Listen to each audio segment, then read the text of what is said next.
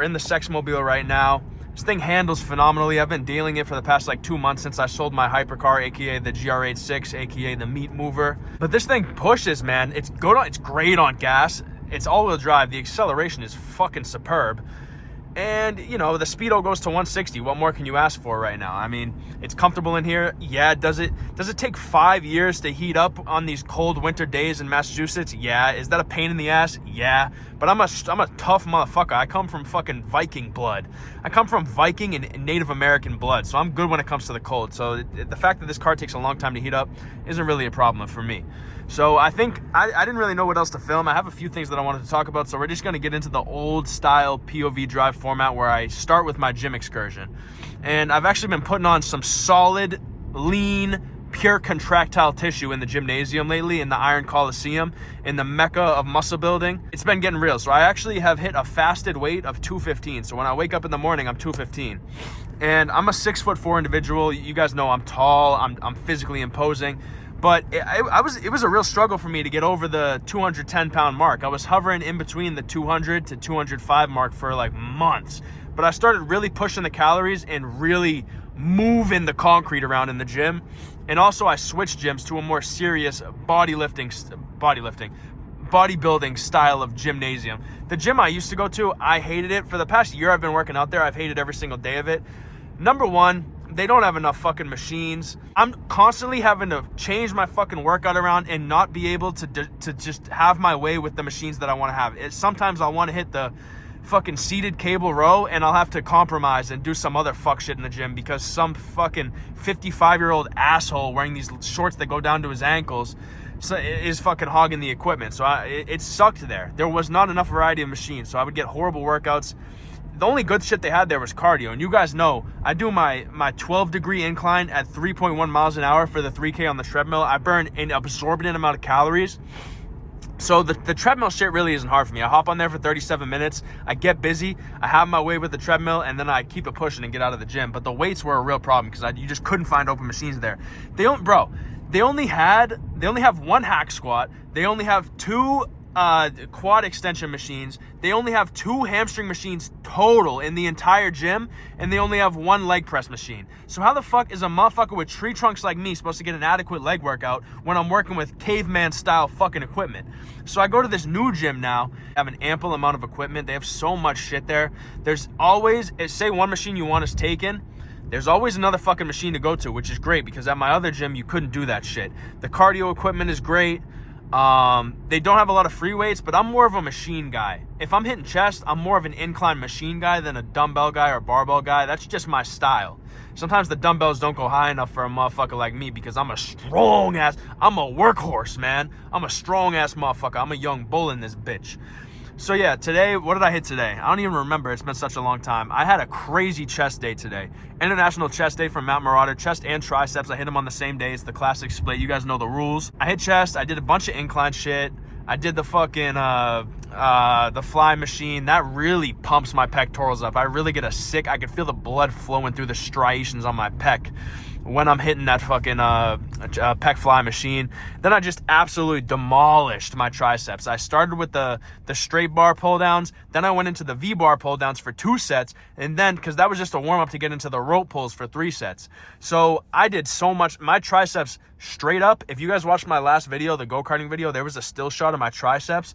It looked like it looked like the Gulf of fucking Mexico. That's what my triceps are looking like right now. Or just like a giant horseshoe. That's the only way I can describe them. They're extremely, extremely defined. And if you think my triceps don't got ripples running up and down them, you're sadly fucking mistaken. It looks like there's waves running up and down my triceps. It's absolutely insane, but I'm going to stop glazing myself for this video. So chest and triceps went great.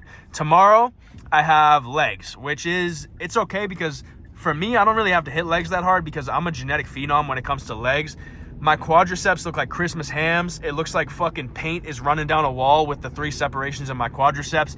And I have shovels. I have the heads of shovels for calves. My calves are absolutely insane. I have open Olympia competitor fucking calves. And I don't even hit them that much. When I do my incline walking, they get pumped for some reason. So I don't even have to worry about calves. I haven't hit calves in like a year and a half. And they're still top 1 percentile of the human race. So that was my workout, but I wanted to get into, you guys, I don't know. I mean, I always say you guys know, but like no one really fucking knows. I've made a few videos on this channel about my different Chipotle excursions. I go to this one Chipotle because it's the only one that's near my house, and I've had several problems there. You guys know it's the classic Chipotle shit where they don't give you enough meat. They give you mad attitude when you're just a fucking paying loyal customer. And I don't fuck with shit like that because I work in the food industry. I'm a server at a fine dining restaurant. Now, granted, I do make a lot more money than these fucking scoundrels that work at Chipotle. Like, I'll walk in to fucking Ruth's Chris, which is where I work. I'll do a 3-hour shift and I'll make $5.1 million. So I understand that I'm on a bit of a different pay grade than these Chipotle workers. So that's probably why they're so pissed off all the time. But there's this one Chipotle lady that works, and she's just such a fucking cunt. She always has this miserable ass look on her face, and I treat these employees with nothing but respect, by the way. I'm just talking shit for the video. But she just has a miserable look. I feel like if I look away for 2 seconds, she's gonna fucking hawk a loogie right into my pinto beans and rice. So I always try to steer clear of her. When I go, I'll walk into the door, see that she's working, I'll walk my ass out and go to the Qdoba across the street. Even though Qdoba, to me, tastes like fucking dog food, I don't want to deal with that bitch at Chipotle, so I'll go to Qdoba and get the dog food tasting chicken. But there's a few people that work there that are good.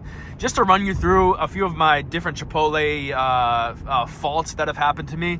I've had to ask twice because you guys know they don't give enough chicken at Chipotle even when you ask for double. So I have this method at Chipotle where it kind of became mainstream after I made a video about it. I'm not saying that I fully created this thing, but as soon as I dropped that video, it seems like everyone was telling me about this method. Like I'm not the originator of the fucking method. Matt Marauder patented this shit way back when in a video titled The Chipotle Discrepancy, which is probably about 8 to 12 months old now. It's an old ass fucking, it's in the Matt Marauder archives.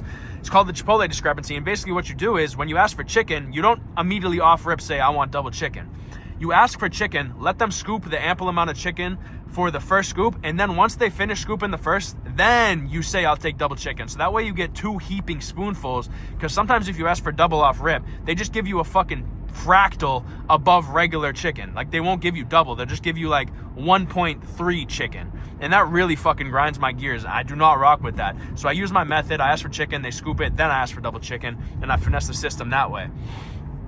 But at this specific Chipotle, I have had to pick up my nuts and ask for triple chicken twice. So the first time I asked for triple chicken, I'm just gonna run you guys through this really quick before we get into the main story. The first time I asked for triple chicken at Chipotle, it already started off bad because when I first got my bowls, I didn't get enough rice. And the thing about the not getting enough rice at Chipotle is rice is practically fucking free. I could take a piss right now into a water bottle and sell that piss on the street, and through selling that piss, I can make enough money to buy 5 to 10 pounds of rice. It's that fucking cheap, and it's that common to have rice. So don't start skimping me on the fucking rice at Chipotle because it's practically free. So they already didn't give me enough rice. She gave me an ample amount of pinto beans because I don't fuck with black beans. I'm not like racist or anything. I just don't fuck with the black beans. I only like pinto. So I get a good amount of pinto beans. So then I ask for chicken. I do my method where I say, I'll take chicken. She scoops. Then I say, I'll take double chicken. And I swear to God on everything I love, for when I asked for double chicken, she gave me half a fucking spoonful. And if you guys know what those Chipotle spoons look like, they're not that big. So half a spoonful, and keep in mind, it's a pay grade above when you ask for double chicken. That bowl goes from $13 to $18 really fucking quick. So I'm not playing with my money. Now, I got money falling out of my ass. You guys know this. I say that in almost every video. Money's constantly falling out of my ass. So money's not an issue, but I want to get my money's worth when I'm going to this Chipotle. I'm taking the time out of my day to go there. And the reason you go to Chipotle is to get a high quality meal for a fucking reasonable price. That's the business model. So I asked for the double chicken. She gives me half the spoonful. I'm like, this fucking bitch. And I don't like to make a scene at Chipotle, but I thrive on moments where I could do things like ask for triple chicken because I don't give a fuck, bro. I'll ask for the triple chicken, and you damn well better give me that shit. I'll pay for it. Money's falling out of my ass. I'll pay for that triple chicken. So I'm like, all right. She scoops that second chicken. I'm like, all right, I'll take triple chicken. Then he scoops it. I get triple chicken, even though it's basically what double chicken should be. But I'm like, all right, fuck it. I won that one because I got the triple chicken.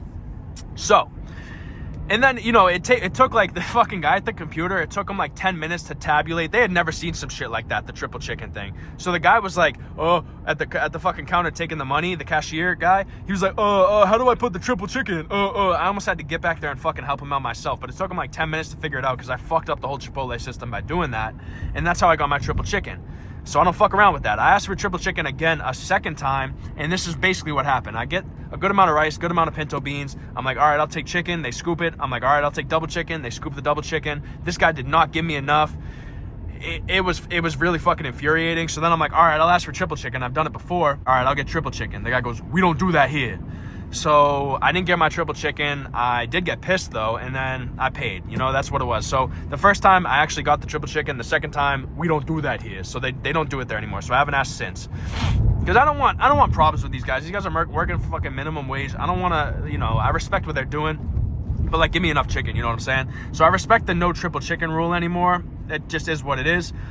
But actually, the tides have turned, the tables have turned, and I actually had a phenomenal experience the last time I went to Chipotle, and that's the whole point of me telling you these two previous spooky Chipotle stories, is to get to this story right here. So a couple days ago, it was before work. I didn't feel like cooking, I didn't have time. So I ran through Chipotle. I've been doing that a lot lately, so I'm like a regular there, so they know me. So there's this one girl there that hooks a motherfucker up. So I walk in and I see that she's working there. So already I'm like, all right, let's fucking go. I'm about to get a good ass bowl. It's about to be the perfect amount of sour cream. She does the sour cream perfect. It's about to be a good amount of chicken. Not enough chicken, because it's never enough chicken for me, but it's a good amount. She does it right. She gives me a good amount of rice, good amount of pinto beans. She gives me hella pico de gallo, and you know, she hooks it up for a motherfucker. So I walk into the Chipotle and I make it halfway down to the counter. Like, I'm halfway walked up to the counter, and she already has the bowl out, and she already is scooping the white rice into the bowl. So this bitch got me, she knows my order so well that I don't even have to make it to the counter before she starts scooping that rice up. So she scoops the rice up, she hands it over to the guy, and the guy's like, all right, what do you want? Black or pinto beans? And I'm like, buddy, look at me, bro. You know I want fucking pinto beans. So he scoops the pinto beans. He gets over to the chicken section, and the lady that got the bowl out and scooped the rice for me before I even said shit, she tells the guy, she's like, double chicken. And the guy's like, damn, you already know his whole order? And she was like, yup. And she kind of fucked me a little bit because I didn't get to use my method, but I wasn't hating because she was looking out for me. So he gave me a good amount of chicken, and they didn't even charge me for the double chicken. So I got my pico, my corn, my sour cream, whatever. But like, that's just the timing a motherfucker's on when it comes to Chipotle nowadays. I just walk in there and my bowl's already ready. They sense my presence. I walk out of my door at my house. I get in my fucking Kia Sportage. And as soon as I close the door to my Kia Sportage and I'm en route to Chipotle, it fucking sends a signal to the workers there through their fucking telepathically through their brain, and they already know to start making my bowl. So upon my arrival at Chipotle, my bowl's already ready with a good amount of chicken in it. So that's the Chipotle story. I just had a good experience there.